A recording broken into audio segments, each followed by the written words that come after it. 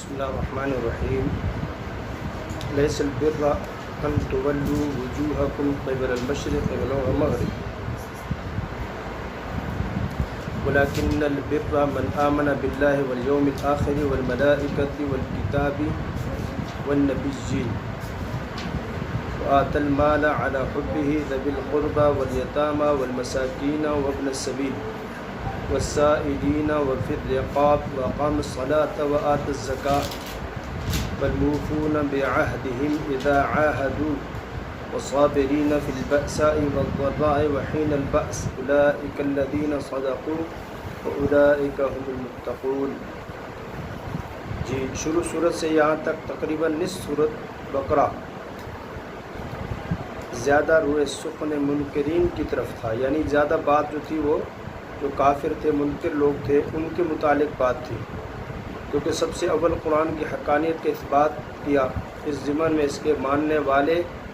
اور نہ ماننے والے فرقوں کا ذکر کیا، پھر توحید و رسالت کو ثابت کیا، پھر اولاد ابراہیم علیہ السلام پر انعامات اور احسانات کو اذ ابتلا ابراہیم تک بیان فرمایا۔ وہاں سے قبلہ کی بحث چلی اور اس کو بیان کر کے صفا و مروہ کی بحث پر ختم کیا، یعنی اللہ تعالیٰ نے حضرت ابراہیم علیہ السلام کی زندگی کو بیان کیا، آپ کے اولاد کو، پھر جنہوں نے احکام مانے، اللہ تعالیٰ کی جو ہے منشا کے مطابق زندگی گزاری، اولاد ابراہیم، اسحاق، یعقوب، تو پھر اللہ نے ان کو انعام کیا دیا اس کو بھی بیان فرمایا۔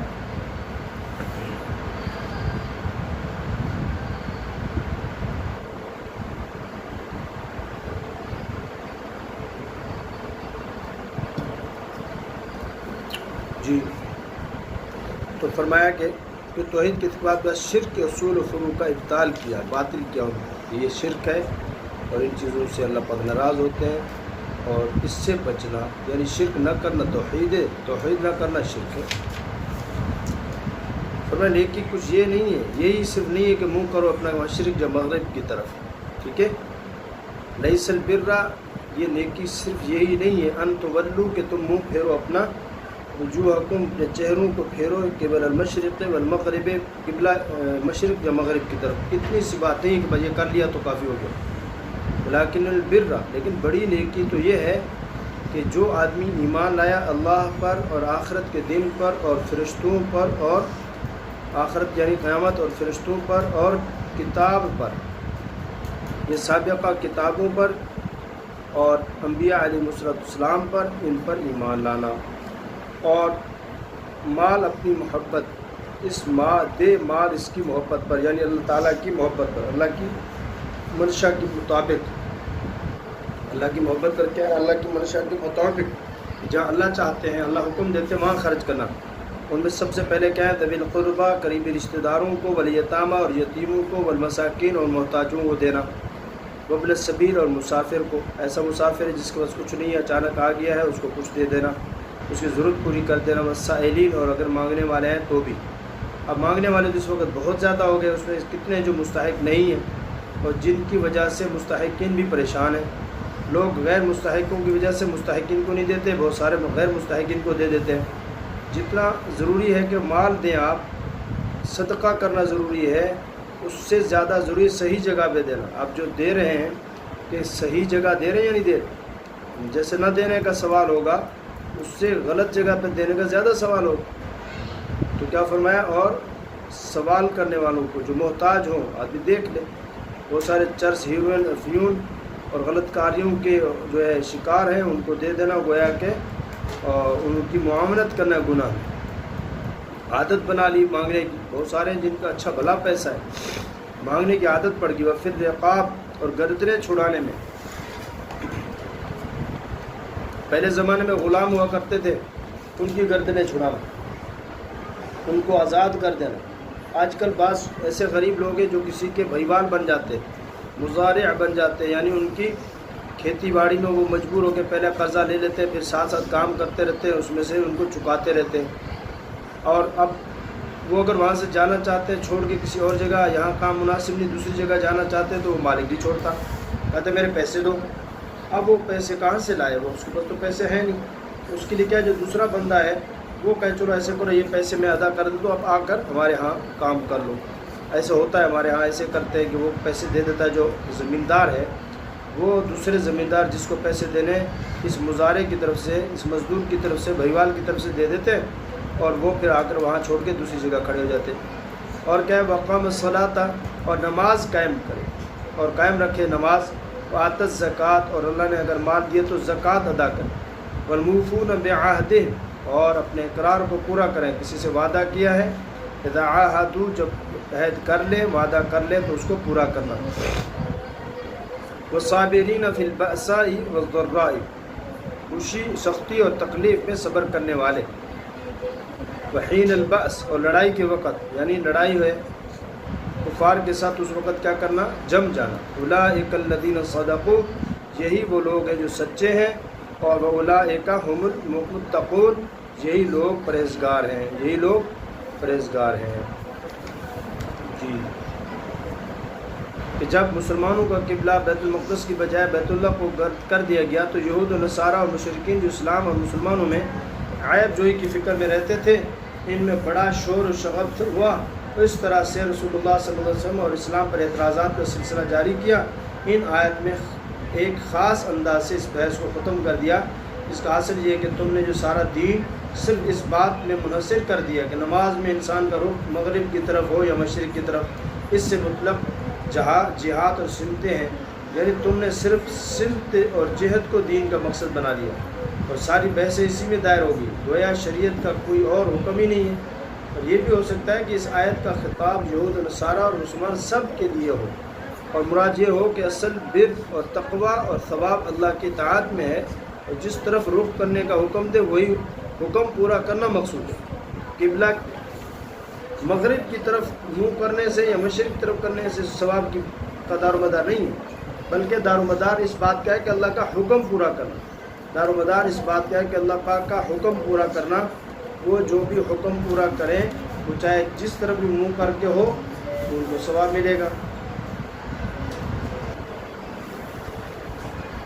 تو اللہ پاک نے ان کو جواب دیا، یا ایھا الذین آمنوا کتب علیکم القصاص فی القتلى الحر بالحر والعبد بالعبد والانثى بالانثى ومن عفی له من اخیہ شیء فاتباع بالمعروف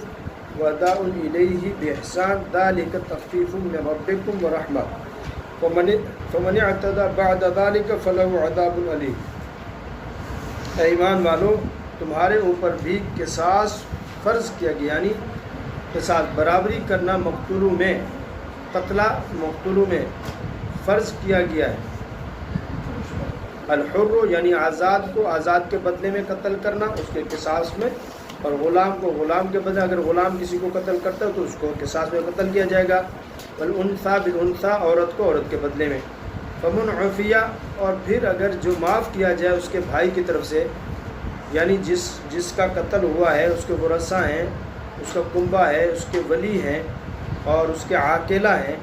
عاقلہ جو ان کا کنبہ خاندان ہے، اس کی طرف سے اگر معاف کر دیا گیا تو فاتباع بالمعروف، کچھ بھی تو تابعداری کرنی چاہیے، موافق دستور کے واداء الیہ باحسان، اور ادا کرنا چاہیے اس کو خوبی کے ساتھ۔ یعنی ایک تو ہے قصاص، قتل کیا تو قتل کے بدلے میں قتل کرنا ہے۔ اب اگر وہ قتل کرنا معاف کر دیتے ہیں پھر دیت ہے جتنے پہ صلح ہو جائے۔ دیت جو ہے وہ تقریباً آج کے اعتبار سے کروڑ سوا کروڑ سے جس کو کم و بیش بنتا ہے، تو آگے اس میں قدوری میں مسائل چل رہے ہیں۔ تو قتل عمد وہ ہے کہ ارادہ کر کے کسی کو آئینی ہتھیار سے یا ایسی چیز سے جس سے گوشت پوست کٹ کر خون بہہ سکے قتل کیا جاوے۔ قصاص یعنی جان کے بدلے میں جان لینا ایسی ہی قتل کے جرم کے ساتھ مخصوص ہے۔ ایسے قتل میں جیسے آزاد آدمی آزاد کے عوض میں قتل کیا جاتا ہے، غلام کے عوض میں غلام، اور جس طرح عورت کے عوض میں عورت ماری جاتی ہے، اسی طرح مرد بھی عورت کے مقابلہ میں قتل کیا جاتا ہے۔ اب اگر وہ معاف کر دیتے ہیں تو پھر اس کو کیا کیا جائے گا، پھر دیت ہے۔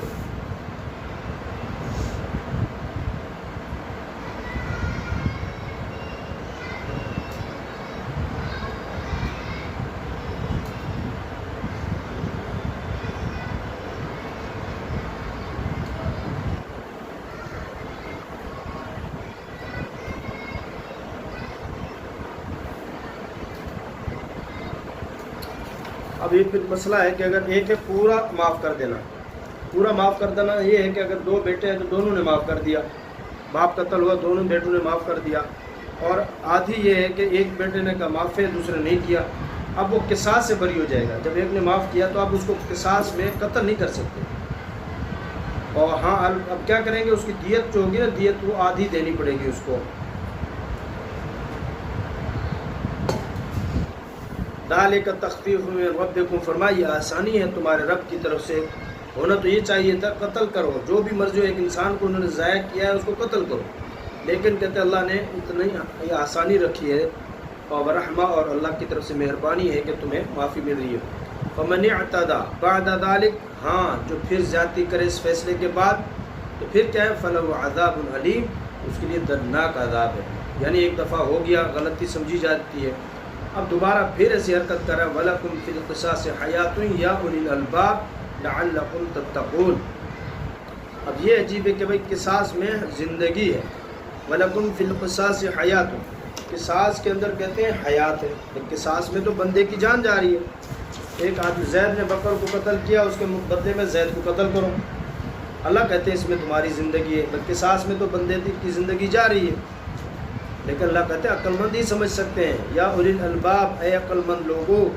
لعلکم تتقون، تاکہ تم بچتے رہو۔ یہ آگے آ گیا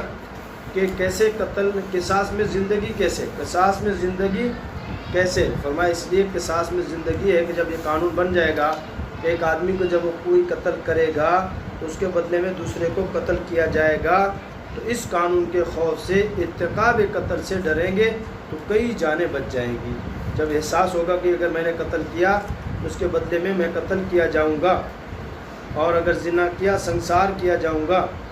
یا کوڑے پڑیں گے، یا ہاتھ کٹیں گے، چوری کی تو ہاتھ کٹیں گے، اب جب یہ ہوگا تو پھر اس کا کیا ہوگا، وہ آدمی بہت سوچ سمجھ کے غلط قدم اٹھائے گا۔ اب اس وقت کھلی چھوٹے، کوئی زنا کرے، کوئی لواطت کرے، کوئی قتل کرے، کوئی مارے کسی کو، جو مرضی کرے، چوری کرے، پوچھنے والا کوئی نہیں، اس لیے کہ جو پوچھنے والے ہیں وہ اس میں شامل ہیں، جو پوچھنے والے ہیں وہ اس میں شامل ہیں، اس لیے پوچھنے کی ضرورت بھی نہیں پڑتی، وہ کہتے ہیں جی اسی کرو، اسی تھوڑے نال۔ کتب علیکم اذا حضر احدکم الموت ان ترک خیرا الوصیۃ للوالدین والاقربین بالمعروف حقا علی المتقین۔ جی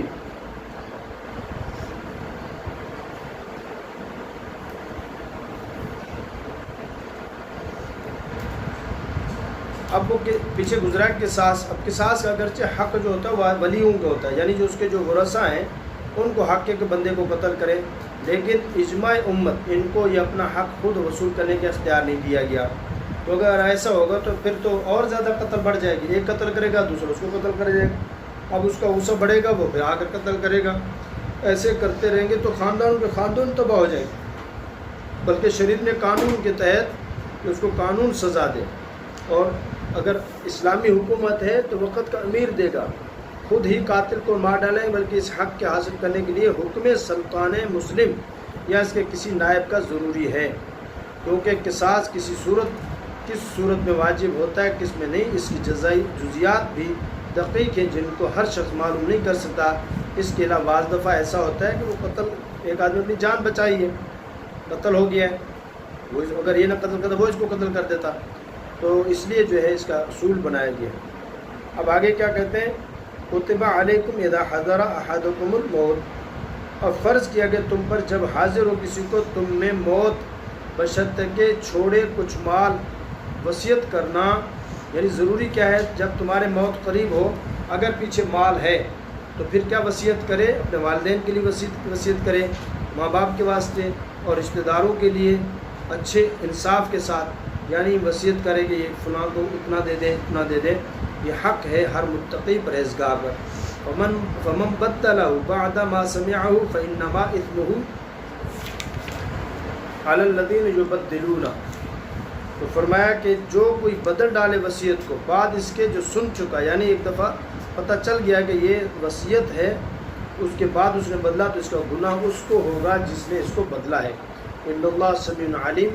وہ یہ نہ سمجھے کسی کو پتہ نہیں چلتا، بے شک اللہ تعالیٰ سننے والا جاننے والا ہے۔ ومن خاف من موص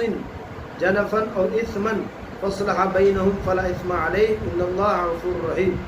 ہاں جو کوئی خوف کرے وصیت کرنے والے سے طرفداری کا یا گناہ کا، پھر ان میں باہم صلح کر دے تو اس پر کچھ گناہ نہیں، بے شک اللہ غفور رحیم بخشنے والا رحم کرنے والا. ہاں جس نے وصیت کی ہے اس نے کسی ایک کو غصے کی وجہ سے اس کو نقصان پہنچانے کی کوشش کی ہے، اور بیٹے کو کسی کو بھی دوسرے کو زیادہ دینے کی بے انصافی کر رہے ہیں، اس کی آخرت بگڑے گی. اس لیے اگر کسی نے اس کی پرواہ کیے بغیر بیچ کا فیصلہ کیا انصاف کے ساتھ، تاکہ دو تین جتنے بھی ہیں ان کے لیے صحیح فیصلہ ہو جائے، تو کہتے ہیں اس پر کوئی گناہ نہیں ہے، یہ بدلنا شمار نہیں ہوگا، یہ بدلنا شمار نہیں ہوگا.